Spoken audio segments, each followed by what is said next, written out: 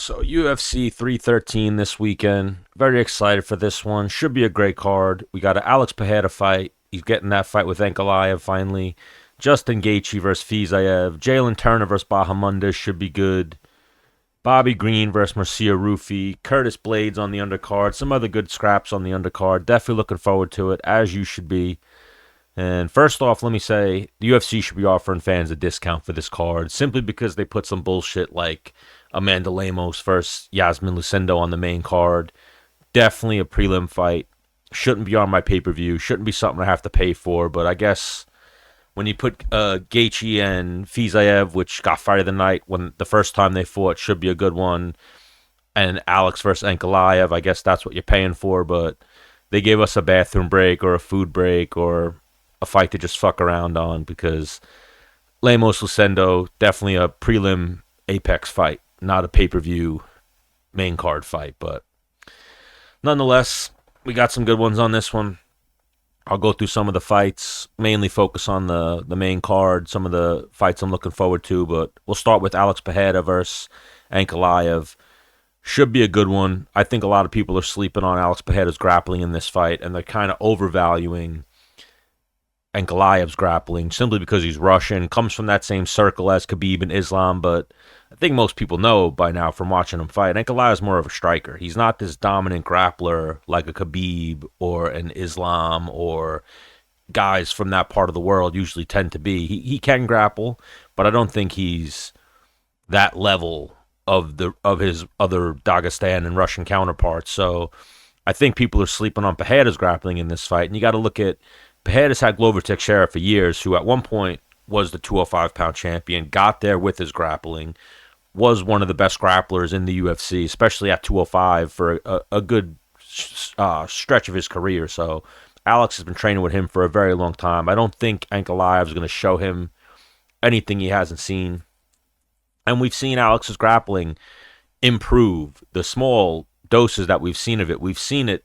He's not had many problems. I remember Blachowicz was on his back. He lost an earlier fight when he wasn't really that experienced yet in MMA by rear naked choke, but I don't see Ankalaev having too much success on the ground. I think Alex gets it done on the feet. I think Ankalaev's a striker more than he's a grappler. I think he's going to stand with Alex enough that Alex gets some of those calf kicks in, lands some punches. I know one of the X factors in this fight is how prepared Alex is, because I know there was a lot of speculation on he was like traveling.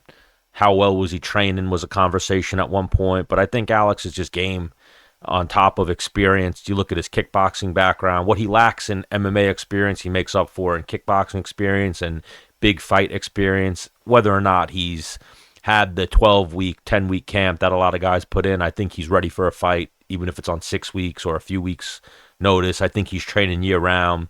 Always looks like he stays in that weight range that he's always in and in shape. He's always getting his work in. When I see him traveling, he's posting videos of popping into other gyms and training. So I think Alex will be in shape for this one. I think Ankalaev is going to be in shape for this one because this is his title fight finally, or his rematch of his title fight. He had the draw with Blachowicz that I thought he won. Should have been champion at that point, but nonetheless, now he gets Alex Pereira, a fight he's been waiting for. But I'm leaning towards Alex Pereira. I think Pereira gets it done on the feet. I don't think Ankalaev has as much success as people think he's gonna with the grappling. But, you know, it's MMA fighting, so you always get surprised in combat sports. But going with Pereira, I think Pereira's the guy right now. We've seen him carrying the UFC a little bit, main event in so many pay-per-views, taking fights on short notice, and I think he's the guy right now. But it's always... I've said it numerous times, it's always harder to become champion than it is to stay champion, and Alex has been champion for a few fights now. He's not at the John Jones length, but I think he's got a few title defenses. This is definitely his toughest opponent on paper so far, so we'll see what happens, but leaning with Alex. I saw that Ankalaev is a slight underdog, the first odds I saw, so we'll see what they are when the fight closes or when we get closer to the fight, but as an underdog, he's not a bad bet, but I think Alex takes this one. Co-main event, we got a rematch between Justin Gaethje versus Rafael Fiziev. I think I'm pronouncing that right. I like Fiziev, but he's got 2 losses in a row. Gaethje's coming off a rough knockout to Max Holloway, but he took a lot of time off before this one, so hopefully the chin is healed, the durability's healed, he's able to take a shot, and we saw this fight before, and it was good. It was fight of the night at UFC 286. They put on a really good fight that night. I think they're going to put on a really good fight here, and I'm leaning towards Gaethje. I feel like when you won the first fight, you come in with the upper hand. Fiziev's on a 2-fight losing streak too, so it's not like he's in a really great place. And then Gaethje, coming off the loss to Max, like we said, isn't in the best place. But I think that usually could make for both guys fighting for their job a little bit. Not that I think either one of these guys are out of the UFC with a loss, but they're out of the contender rankings and they fall back a good step if they lose this fight. So both guys are fighting for their place as a contender still. So I think this one will be a good scrap, but leaning towards Gaethje, rooting for Gaethje. I know he likes mushrooms. I know he likes smoking. He's big with the dabs. So gonna root for Gaethje. I'm not mad at Fiziev though. He trains with a lot of the people that I like. I like the guys from Bang Tao and the guys from Tiger Muay Thai and the people he's around. He's around like a good circle. I know he's kind of stepping in for Dan Hooker. Him and Dan Hooker have probably trained together. They're from that mutual clique in Thailand. I mean, I wish we could have seen Gaethje versus Hooker. I feel like stylistically that was a good matchup, but this isn't that far off. Again, these guys have already gotten fight of the night, so should be a good scrap. Rooting for Gaethje. I think the chin will be healed. I think Max was on that night, caught him with the spinning back kick, then caught him with that punch at the end. Other than that, I thought he looked good in that fight, the moments that he had, but Max was just on that night, so nothing lost losing to Max Holloway for Gaethje, so he's still able to, I think, hold back contenders like Fiziev. So going Gaethje. When I looked at the odds, let me see what I got there. Gaethje's a small underdog or a slight underdog, plus 150. So I might be throwing some money on Gaethje. I like Gaethje as an underdog in a fighter in a fight with a guy he's already beaten. So not mad at that one. Then we got Jalen Turner versus Bahamondes. This should be a banger. Turner usually loses these fights to get to the next level, so this fight's going to tell us how high Bahamondes' ceiling is. So if he beats Turner, he moves on to a top 15 fight or someone higher in the rankings. If Turner wins, it kind of just sets him up for fights that he's already lost. You know, he usually loses to his upper echelon guys, struggles once he makes that jump into the top 10 or tries to make that jump into the top 10. And I like Bahamondes in this fight. I see that the odds are pretty close, kind of a pick 'em. Turner's a slight underdog, but I like Bahamondes in this fight. Comes from a good camp. I know he gets in a lot of work or has gotten in work in the past with Bilal, who we've seen surge. And once you're around a guy like that, like you see someone like Bilal go from struggling a little bit, losing a fight or two, to going on a win streak and then winning the title, it kind of ignites you and gets you going too. And just winning makes winners, you know, like just metal sharpens, or, you know, like what's the word? Iron sharpens iron, metal sharpens metal, whatever the term is. So he's around good guys, coming from a good gym. I know he trains at similar gyms as Bilal, so he's seen that level. So I think Bahamondes comes into this fight, gets it done. Turner usually loses these type of fights, but we'll find out how good Bahamondes is with this one. Then we got trash fight, Lemos versus Lucinda. I don't want to hate on these women too much, but just not into this fight at all. Don't really care who wins. I'm going to pick one of the girls. I don't, you know, probably the main thing is keep this fight off your parlays because it's an unpredictable fight. I'm seeing that they have Lemos as a slight underdog. You don't know who's going to win this fight. You don't know who's on their period or what type of mood they're in. And women fights are very unpredictable, especially when there's close odds. So hopefully this fight winds up being good for my entertainment purposes, but I really don't care about the result. Shouldn't be on the main card. Shouldn't be on the pay-per-view card. Put this fight on the prelims at the Apex. Nobody in the arena is going to care about this fight. Nobody watching cares about this fight. Again, UFC should be offering a discount for putting this fight on my pay-per-view card. So get that shit the fuck out of here. Yeah, I'm not trying to hate on it too much, but it's not a fight that I want to pay for. So get it off my pay-per-view. Bobby Green versus Marcio Rufy. So this one, I'm worried for Bobby Green. He lost his last fight against Paddy Pimblett. Didn't look good. Looked a little uncomfortable on the feet. Then shot in for a takedown and got triangled. unfortunate. Me and Bobby Green actually have my old jiu-jitsu coach is now Bobby Green's jiu-jitsu coach, Marco Scalval, so he shouldn't have got caught in that triangle. He definitely just, I don't even know what happened, brain farted, but he trains with really good people. Just that was a bad moment for Bobby Green. And Marcio Rufi is coming from a gym that's thriving right now, the Fighting Nerds. We also got Bobby Green's 38, fighting a 28-year-old. Usually doesn't go well for the older guy. And yeah, I'm rooting for Bobby Green, but I think the smart bet is Rufi. Bobby Green's a significant underdog. I'm seeing him at plus 350. Rufi's minus 450. So yeah, it's not looking good for Bobby Green. Probably gonna stay away from that fight if I'm betting it. Think Rufi's gonna win. My heart's with Bobby Green, rooting for Bobby Green, but it's gonna be a rough night for him. Then we got Curtis Blades versus Rizvan. Now, what do we got? Kuniev. This fight should be on the pay-per-view card, but I guess they got to use this fight for the main fight of the prelims. But Curtis Blades is always right there in the mix at heavyweight. Even with a loss, his last loss was Tom Aspinall, so he's not too far off, but he always winds up, I feel like, to him too, similar to Turner, loses that fight that always gets him up into that next level. And he's fighting Kuniev, who's a tough Russian, has been on a winning streak, but I did see one thing when I was looking up at this fight. Looking up some shit about this fight, that Kuniev pissed hot a couple years ago when he fought that really big guy, that Francis Ngannou fight. His name is losing me right now, but that dude, he pissed hot for 4 steroids.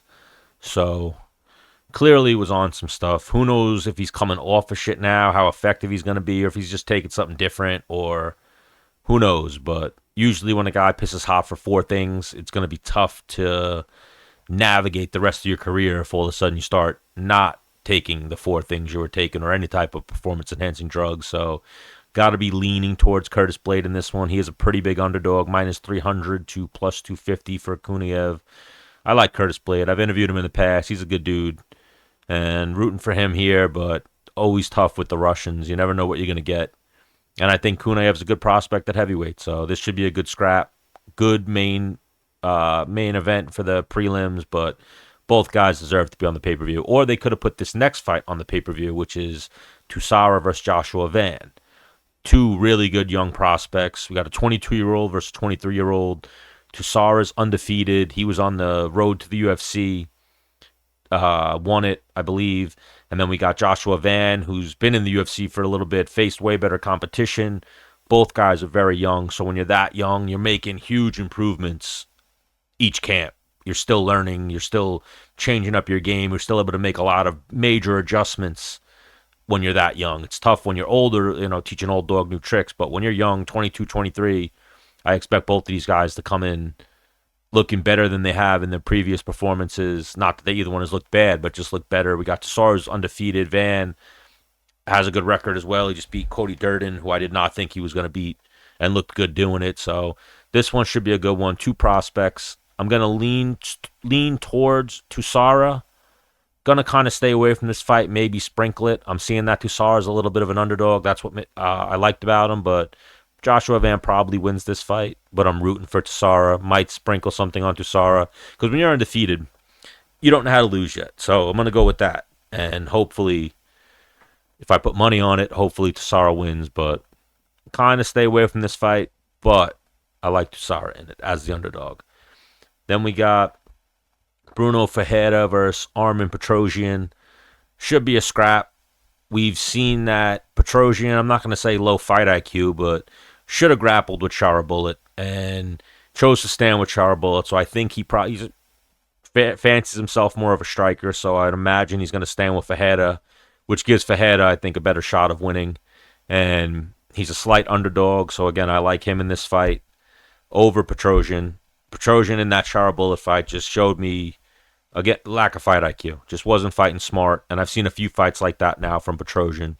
Bruno Ferreira usually goes out. He's got some first-round knockouts. Usually goes out swinging. Usually puts on an entertaining fight. So this one should be good to watch. Not sure how long it lasts, but I'm leaning towards Bruno Ferreira in this fight. And he's a slight underdog. So don't make that don't keep thinking that I'm just picking underdogs, because I'm not. I try to stay away from fights like that, but these are, when I look at these fights a little bit, I'm liking the underdogs in these ones. The odds are close, but Then Alex Moreno versus, what's his name, Carlos Leal.